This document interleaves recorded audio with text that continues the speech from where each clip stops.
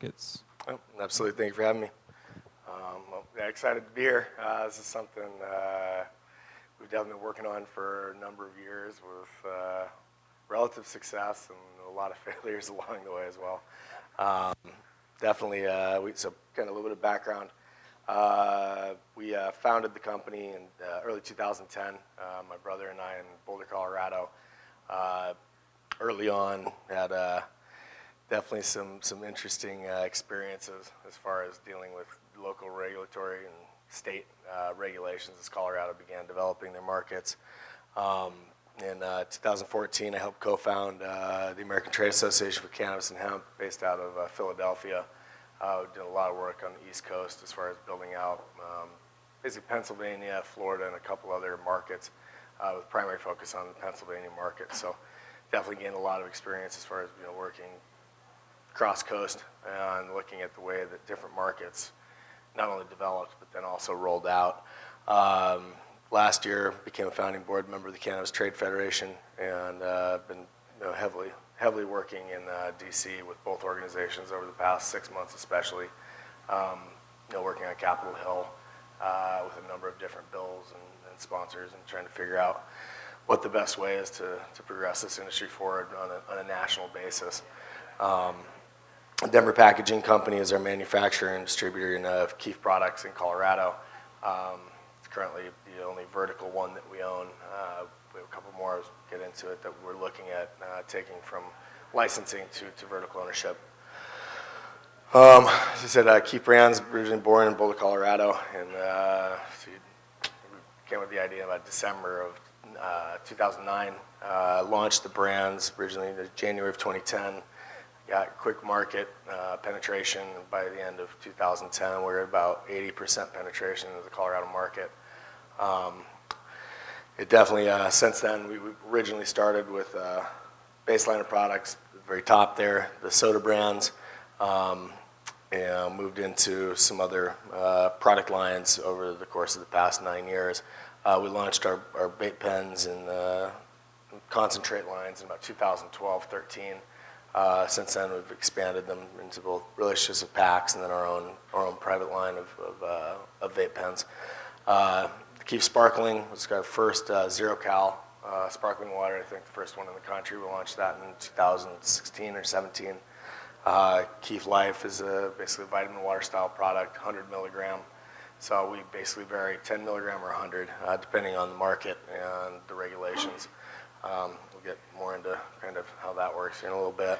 And then Keef Shots is our first kind of shot into the crossover mocktail, cannabis mocktail type arena, and we launched that this year. So that's primarily in Colorado right now. We're still working on ways to launch them here. It's the Keefarita and Keef Mojito, and so kind of taking the alcohol approach and eliminating the alcohol. So just a quick timeline of all of it.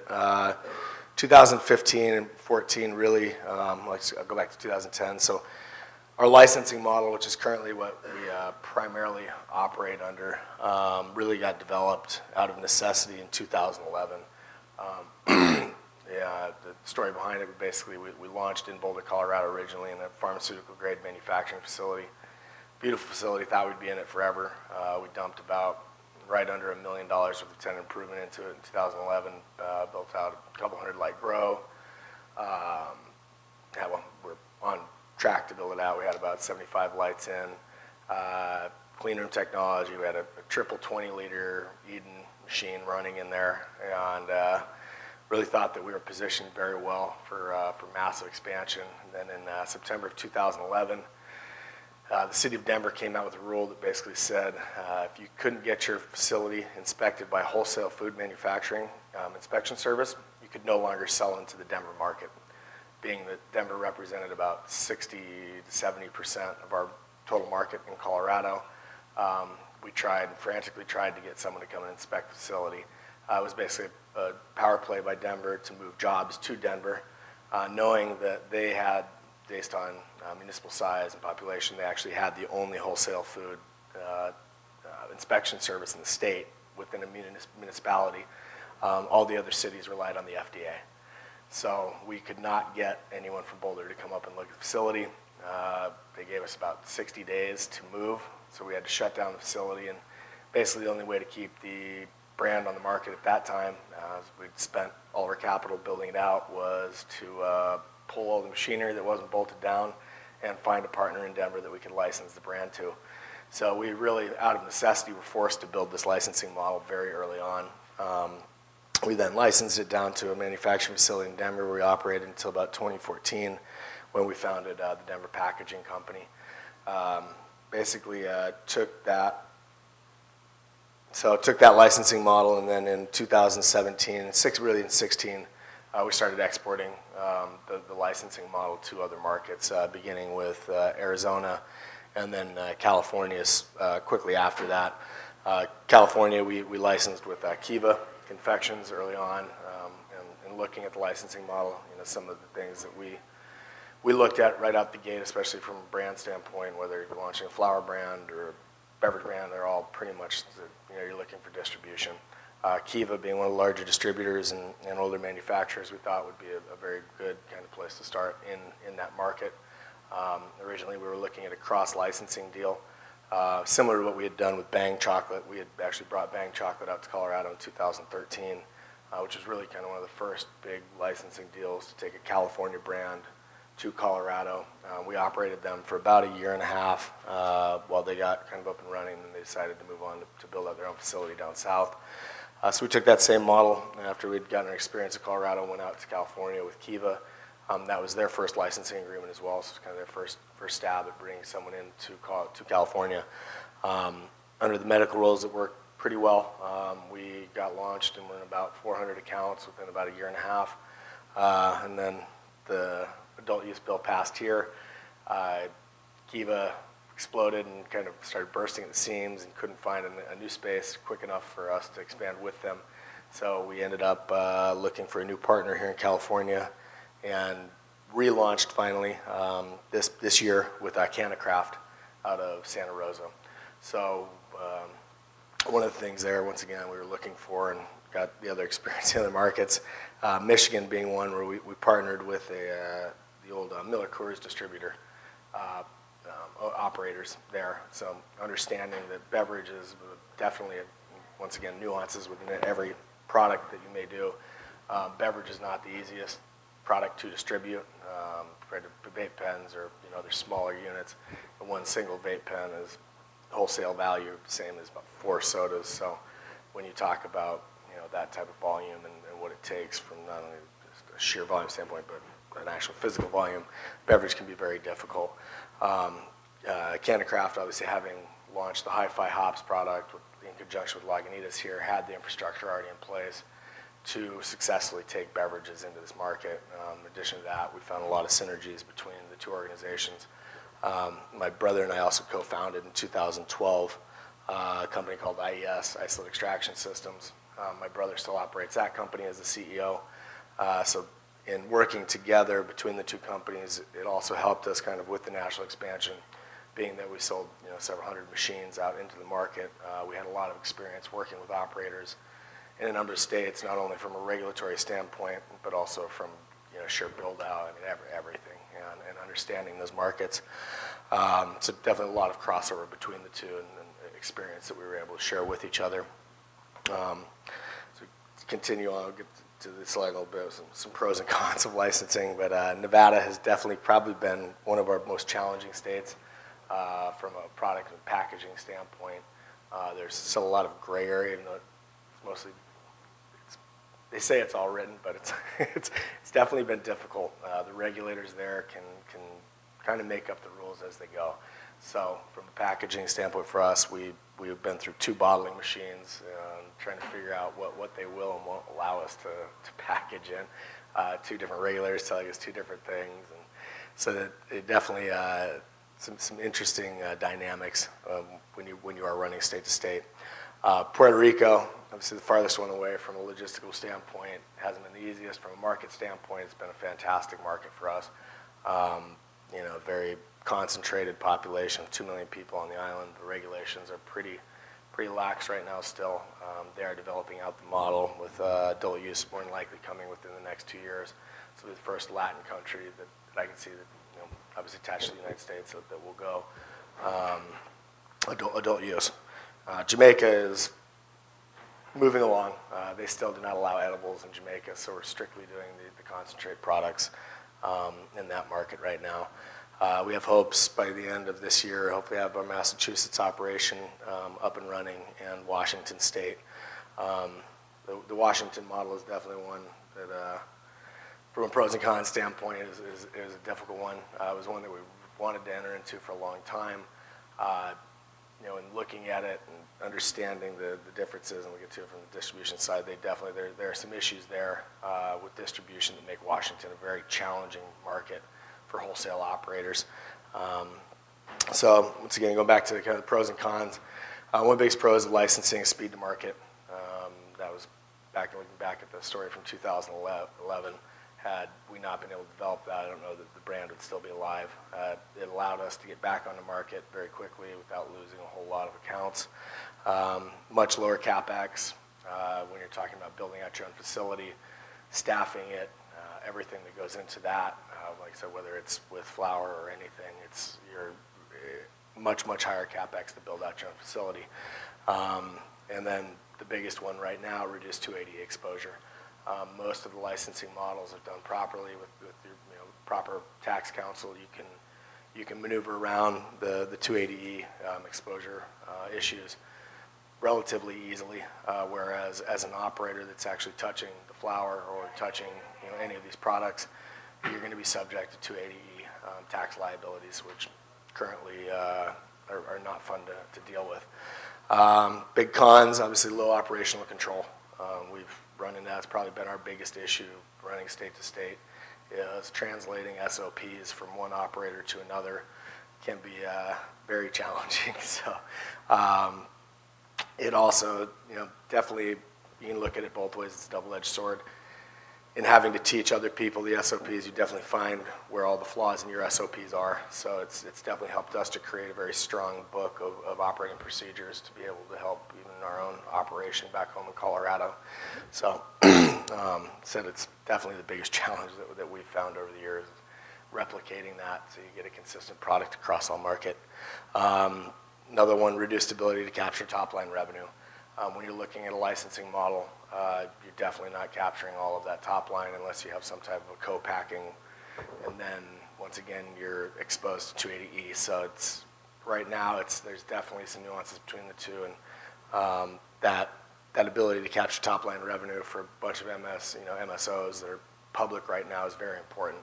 So that's why you see most of the multi-state operators, you know, the large ones going after actual ownership, is to capture that top line revenue, as the markets currently are rewarding top-line revenue more than profitability or really anything else. The other big con, obviously, supply chain logistics. So Puerto Rico being our most difficult logistical market to get to. Colorado's much easier, but either way, it's not, you know, getting out here to California. You're looking at different packaging requirements, different rules around packaging. You know, applying, it's definitely a challenge. I think for any business, whether you're talking about a cultivation business or not, it's each market is very different in the way that they handle it. Let's see. So moving to that, into the variances between markets. Obviously, testing is probably the largest one right now that we're running into. Is, you know, each state requiring different testing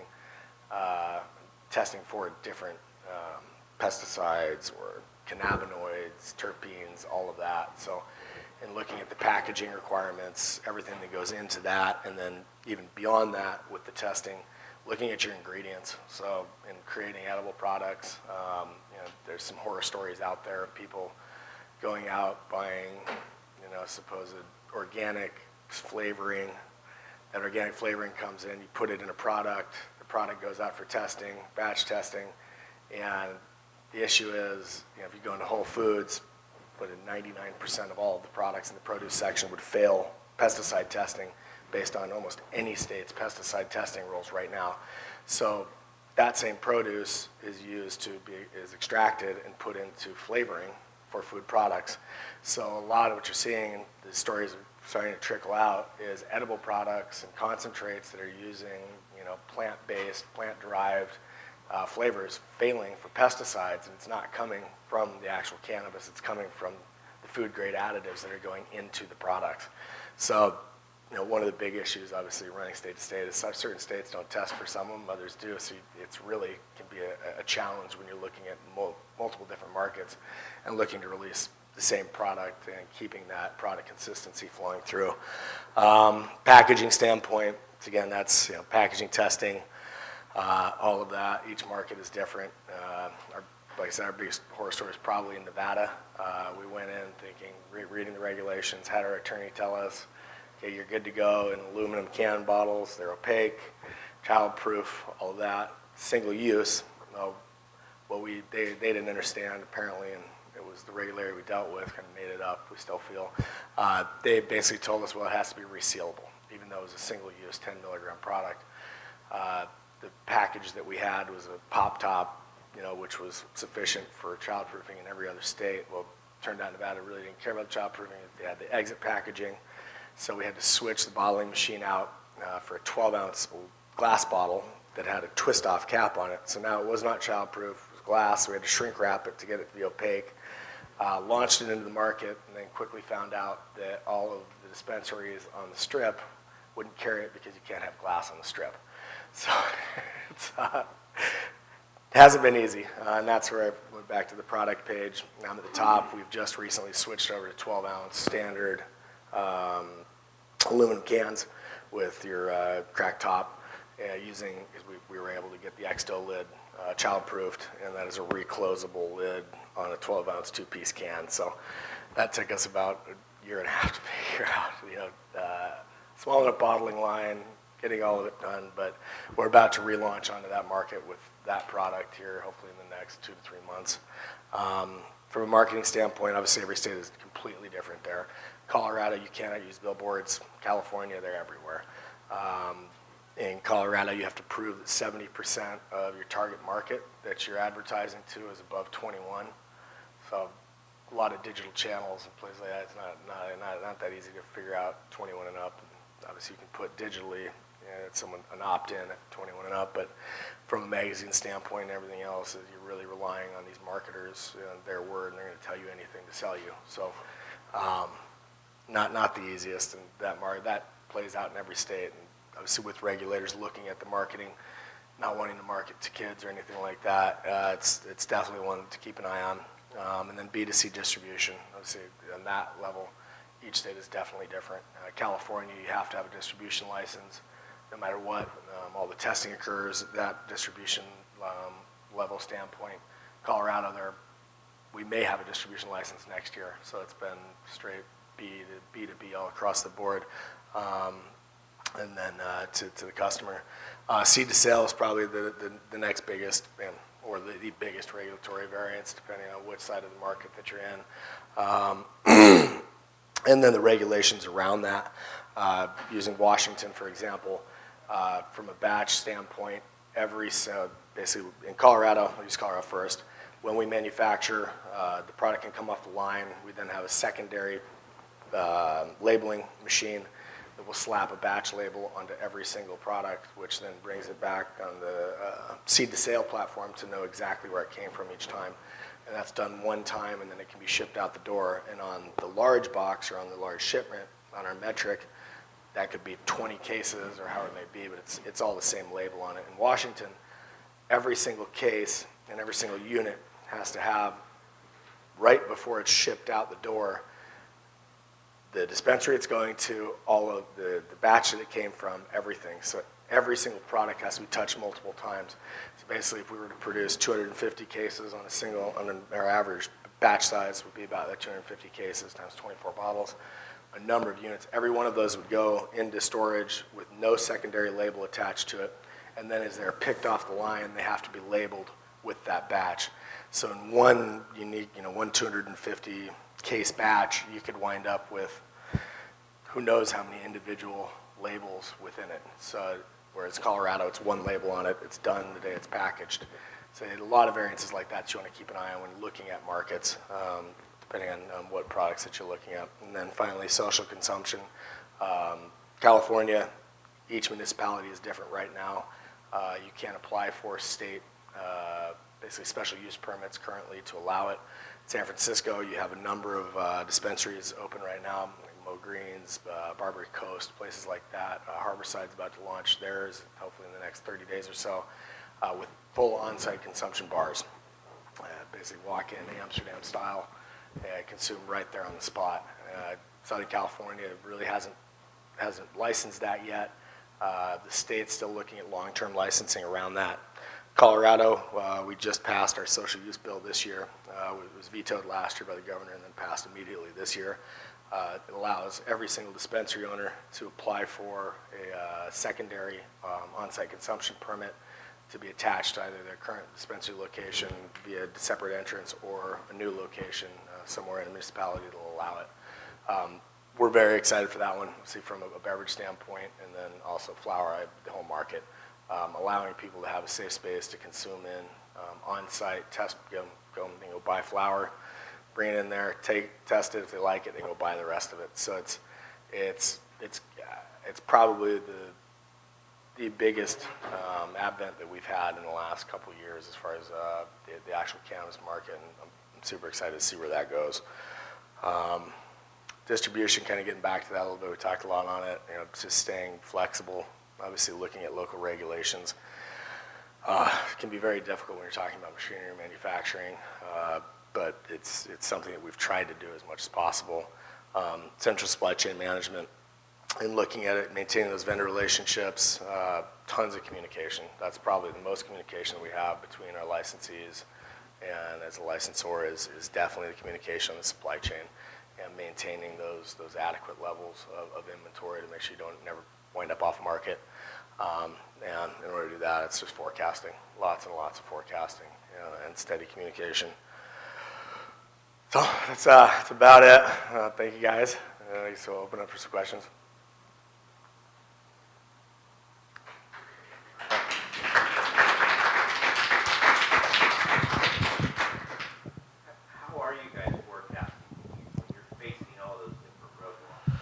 So, it's challenging at the start. It usually takes us at least 6 months on market to really get an idea, because you have your market launch, then kind of apply, it'll peak, figure out where the market's going to settle in, and then you can start getting, actual inventory forecasting. But yeah, the first 6 to 9 months in any new market are very challenging.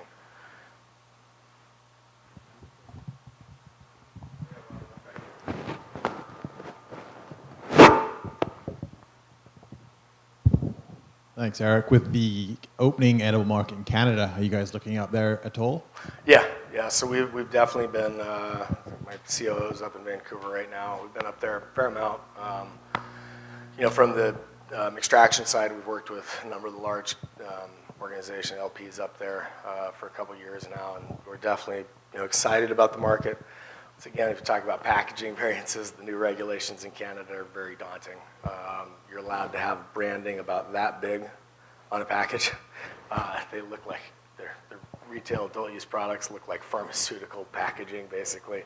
So it's going to be an interesting market as it comes on. We are excited about it. It's next to California, the second largest population market currently available for adult use. But yeah, we're definitely excited to get up to Canada. We haven't signed any deals up there yet. So.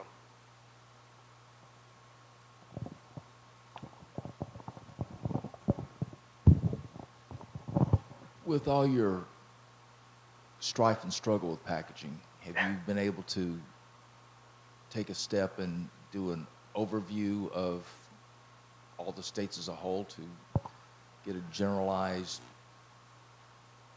clean bill of health, if you will? Yeah, so that because I've worked in the cigarette industry, and the same thing exists in a lot of cases internationally with that. And what happens is we get, every country's got its own deal, but you also have some universal laws that you can adhere to with your packaging and get around, some of the pitfalls. If you're doing it as a catch-as-catch-can, you're dead. Yeah, absolutely. But have you guys developed a universal perspective on it yet? Yeah, we have, and this is basically where we landed here. The sparkling product is currently in this can. We haven't launched it into the other markets yet, So Colorado, it is compliant, but we are moving everything to these guys up here. And looking at it, since we've had the Exto package approved now for childproofing, it does work for single use. It recloses as well. We can't go over 10 milligrams in it due to the ability. There's no way to really dose it. I wish I could take this cap off up here, but so we had this cap developed. It took us about a little over a year working with drug plastic glass out of Philadelphia to develop that child-proof cap. If I could take it off and look at it, inside that cap is a clear dosing cap that's demarked 2.5 and 5 milligrams. So depending on the market, it can be dosed single serve, so we can go up to 100 milligrams in Colorado, California, and those markets. Yeah. So basically, and then the rest of them down here, vape pens vary also state to state. PAX has spent a lot of money on their packaging for cross market. We've tried to stay as flexible as possible in our vapes. We're down to basically pouches on those with the child-proof insert inside to keep the packaging costs as low as possible, as that market is the concentrate market. Vape market is in basically everywhere at this point. Just, it's a race to the bottom while trying to maintain as high quality product as possible. So wherever we can shave dollars, we're working on it on that one, and also keep some type of